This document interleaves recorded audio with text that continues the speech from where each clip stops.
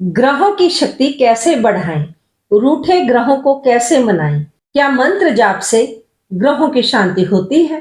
कुंडली में जब ग्रह पीड़ा दे रहे हो तो सवाल उठता है कि पीड़ित ग्रहों की शांति कैसे करें? यदि ग्रह कमजोर हैं तो ग्रहों की शक्ति को कैसे बढ़ाएं? जब मेहनत करने के बावजूद फल ना मिले, केवल निराशा हाथ लगे, जब ऐसा लगे कि जीवन से सुख रूठ गए हैं, तब ऐसे में रूठे हुए ग्रहों को मनाने की कोई आसान विधि होती है क्या? राम राम साथियों, कैसे हैं आप? मेरा नाम वीना कपिल है। ज्योतिष क्योरी चैनल पर आपका हार्दिक स्वागत करती हूँ। साथियों, कुंडली में जब ग्रह अंश आदि में कमजोर होते हैं, जब किसी शत्रु और क्रूर ग्रह के द्वारा पीड़ित होते हैं, तब ग्रहों के रतन पहनकर उनकी शक्ति बढ़ाई जा सकती है। किंतु रतन पहनते समय बहुत अधिक सावधानी की जरूरत होती है, क्योंकि कभी कभी ग्रहों का विश्लेषण करते समय कुछ भूल चूक हो जाए, तब रतन भी हमें जोखिम में डाल सकते हैं। ज्योतिष में अष्टम भाव हमारी आयु और सेहत संबंधी जानकारी देता है। लगन कुंडली के अष्टम भाव में जो ग्रह होते हैं, उनका आपने कभी भी रतन धारण नहीं करना है। कुंडली के अष्टम भाव में कई बार एक से अधिक ग्रह हो सकते हैं। अष्टम भाव में बैठे हुए ग्रहों का भी रतन आपने कभी धारण नहीं करना। अष्टम भाव में जो ग्रह और राशि है, उसका रंग भी धारण नहीं करते। कहने का अर्थ है कि उनकी कोई भी वस्तु प्रयोग नहीं की जाती। रत्न तो भूलकर भी धारण नहीं करने। साथियों, रतन ग्रह की ताकत को बढ़ाता है। यदि कुंडली अनुसार ग्रह अशुभ है तो उसकी अशुभता और अधिक बढ़ जाएगी। वो बुरा फल देने वाला है तो उसकी बुराई बढ़ जाएगी। तब ऐसा क्या करें जो पूर्णतः सुरक्षित हो? मेरी मानो तो ग्रहों के मंत्र जाप और उनकी पूजा आराधना करने से सभी सुख मिल सकते हैं। मंत्र जाप से हम ग्रहों की शक्ति को बढ़ा सकते हैं और उन्हें शांत भी कर सकते हैं।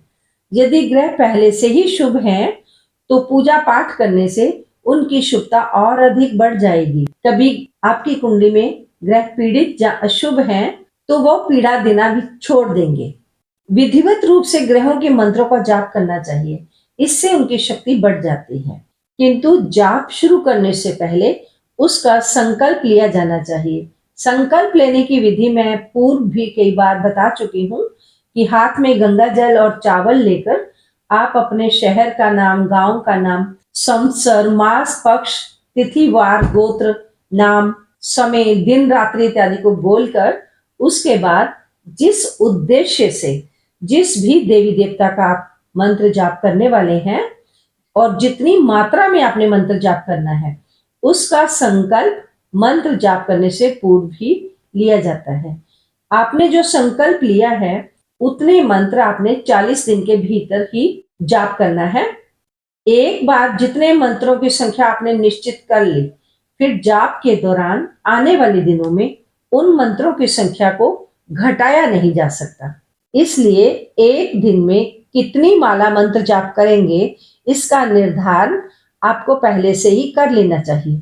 सूर्य का मंत्र जाप सूर्य उदय होते ही शुरू करना चाहिए और चंद्रमा का जाप शाम के समय किया जाता है, जब तारा निकल जाए तब करें। मंगल का मंत्र जाप सूर्य उदय होने के 2.25 घड़ी बाद, अर्थात सूर्य उदय होने के 1 घंटे के बाद, क्योंकि 1 घड़ी 24 मिनट की होती है।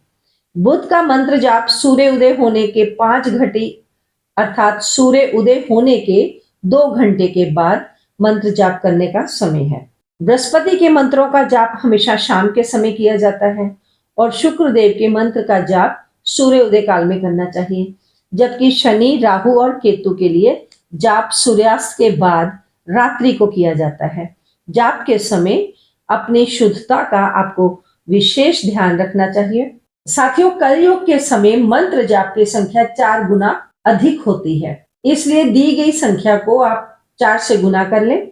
जैसे सूर्य की मंत्र जाप संख्या 7000 है, तो आप उसे 4 से गुना करें तो 28,000 मंत्र जाप संख्या मिलेगी।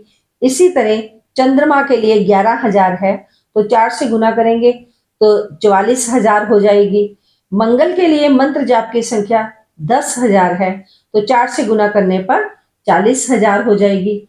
बुध ग्रह के लिए 9,000 है, उसी जब आप 4 से गुना करेंगे तो 36,000 जप संख्या होगी। गुरु के लिए 19,000 है, आपने जब इसे 4 से गुना किया तो ये 76,000 हो जाएगी। शुक्र के लिए जप संख्या 16,000 होती है, 4 से गुना करने से 64,000 हो जाएगी। शनि के लिए जप संख्या 23,000 है, जब इसे आप 4 गुना करेंगे तो 92,000 हो जाएगी। राहु के लिए 18,000 होने से 4 गुना करेंगे तो 72,000 होगी। केतु के लिए 17,000 है, किंतु कलयुग में 4 गुना अधिक मंत्र जाप करना पड़ता है, इसलिए केतु के लिए आप 68,000 जप संख्या मानकर चलें। जब आपका जाप पूरा हो जाए तो दशांश मंत्र जाप के जितना आपने हवन करना है।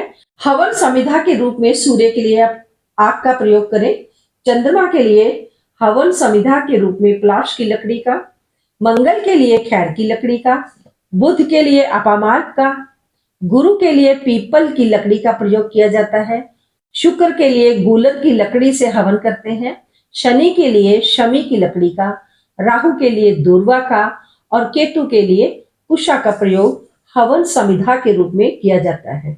आप विश्वास रखें, मंत्र जाप से 100% ग्रहों की शांति हो सकती है। जिस ग्रह के कारण पीड़ा आ रही है उस ग्रह की वस्तु का दान भी किया जा सकता है। आप दान के द्वारा भी अपने ग्रहों को शांत कर सकते हैं और उनकी शक्ति को बढ़ा सकते हैं। साथियों, यदि आपको लगता है कि ये ज्ञान जन कल्याण के लिए है तो कृपया आप भी पुण्य के भागीदार बने और दूसरों के लिए इस वीडियो को शेयर अवश्य कर दें। वीडियो पूरा देखने के लिए आपका बहुत बहुत धन्यवाद। जल्द ही मिलती हूँ एक नई जानकारी के साथ। तब तक आप अपना ध्यान रखें, स्वस्थ रहें, मस्त रहें, अपने परिवार के साथ खूब खुश रहें। ओम नमः शिवाय।